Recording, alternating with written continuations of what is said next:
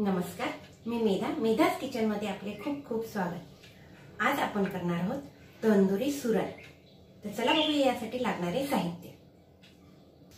यासाठी आपण सुरण वापरणार आहोत। हे सुरण जे आहे, हे जे सुरण आहे हे आपण पाव किलो सुरण घेतलेलं आहे।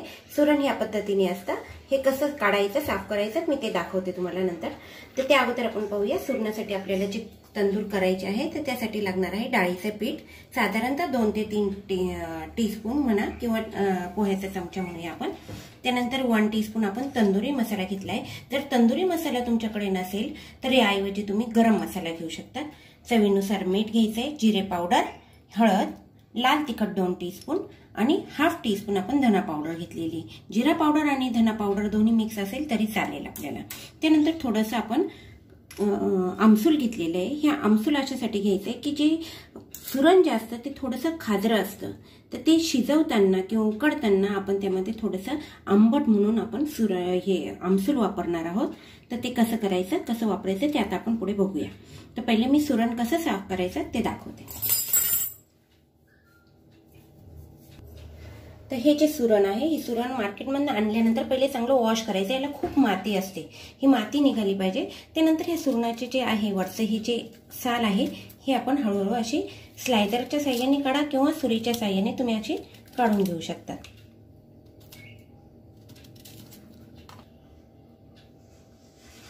ह्या पद्धतीने आपण पूर्ण साल काढलेली आहे। असं मध्ये मध्ये थोडंसं आत बाहेर असतं, तर त्यावेळेला असं आपण हे स्लायझरची जी टोकेरी बाजू असते त्याने हे असं काढून घ्यायचं आहे। सुरण शक्यतो कीड नसते सुरणाला, हा एक त्याचा बेनिफिट आहे। आता याचे आपण छानपैकी पातळ काप करून घेणार आहोत। आणि सुरण ही अगदी स्लो वाढणारी वनस्पती आहे। याला इंग्लिशमध्ये एलिफंट फूड म्हणतात।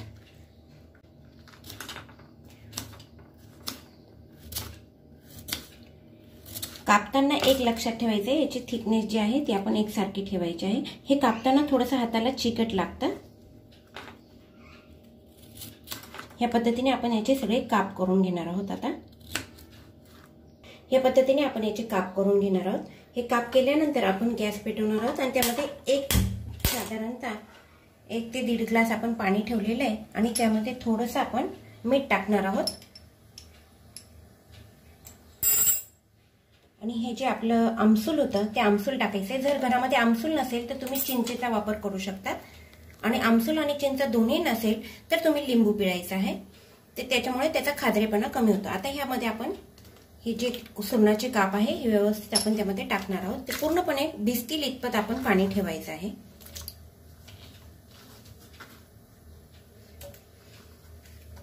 पाण्याला चांगली उकळी आल्यानंतर साधारणतः 3 मिनिटांपर्यंत आपण हे उकळू देणार आहोत।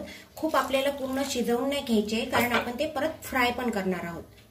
पण काय याचा खाजरेपणा जावा म्हणून आपण हे करतो आहोत। पाण्याला उकळी आली आहे, आता 3 मिनिट आपण हे उकळू देणार आहोत। हे एलिफंट फूड जे आहे हे साधारणतः 8 महिने सुप्तावस्थेत राहत असतं, त्यामुळे ते 4 महिन्याच्या पावसाळ्याचे असतात, त्यामध्ये त्याची ग्रोथ चांगल्या पद्धतीने होत असते। आणि हे कंदमूळ जे आहे हे कंदमूळ आपल्याला उपवासाला सुद्धा चालत असतं। तर असे हे आपण आता हे सुरणाचे काप जे आहे हे थोडेसे हाफ स्टीम करून घेऊया किंवा हाफ बॉईल करून घेऊया त्याचे। आपले 3 मिनिट झालेले आहे। आता आपण हे सुरण जे आहे हे काढून घेणार आहोत। गॅस बंद करते मी। हे बघा आमसुलाचा छानपैकी त्याचा अर्क उतरलेला आहे। आता आपण हे सुरणाचे काप जे आहे हे याच्यामध्ये प्लेटमध्ये काढून घेऊ।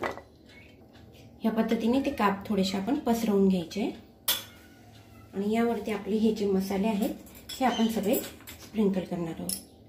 प्रथम मी हळद टाकते,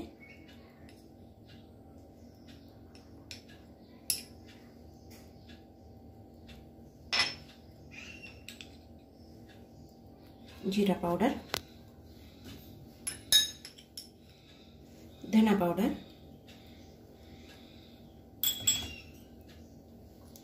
तंदुरी मसाला,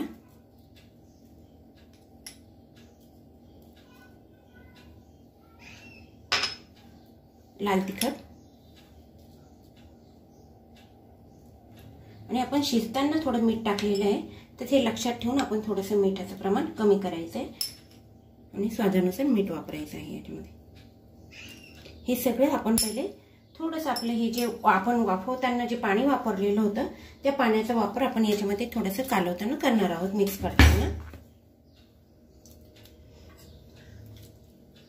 जेणेकरून जो मसाला आहे तो व्यवस्थित त्याला लागेल। गरम आहे, जरा गार होऊ द्या, नंतर मिक्स केलं तरी चालेल।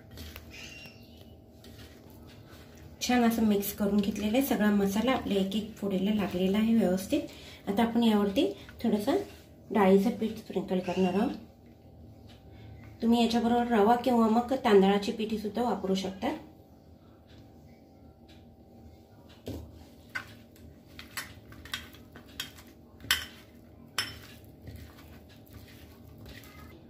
पीठ कमीच ठेवायचं आहे। मी थोडासा रवा जो आहे दोन टीस्पून आपण रवा यावरती बारीक रवा स्प्रिंकल करते आणि हा सुद्धा व्यवस्थित असा हलक्या हाताने लावायचा आहे।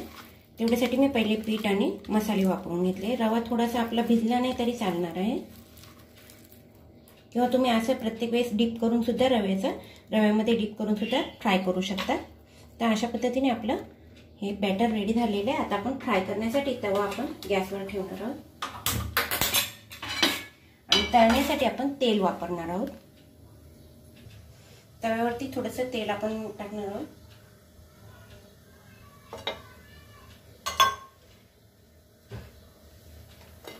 तेल सगळीकडे स्प्रेड करून घ्या। अजून तवा तापलेला नाहीये तोपर्यंतच आपण हे काप जे आहे ते मांडणार आहोत। याच्यावर एक एक असे व्यवस्थित ठेवून घ्यायचे। तुम्ही बघत असाल काही ठिकाणी रव्याचा रंग चेंज झालेला नाहीये, तर तसं काही करायचं नाही, त्याला काही आपण पाणी लावण्याची गरज नाही। परत फक्त काप व्यवस्थित रचायचे, म्हणजे दोन्हीकडनं शॅलो फ्राय होतील ते।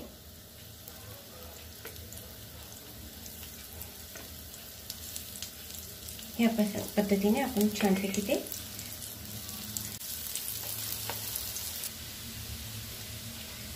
थोडंसं तेल वाटलं तर आपण टाकू शकतो। आणि आता हे छानपैकी फ्राय होऊ द्यायचे वन साइडने, मग आपण नंतर परत ते पलटणार आहोत, उलटे करणार आहोत उलटणीच्या साहाय्याने। तोपर्यंत आपण हे होऊ देऊया।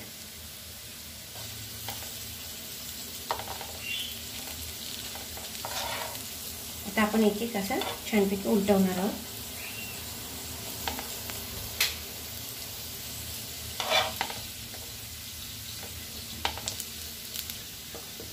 हे सगळे पीसेस आपण वेगळे उलटे केलेले आहेत, पलटवलेले आहे। आता आपण याला स्मोक देणार आहोत, कारण आपण तंदुरी सुरण करत आहोत।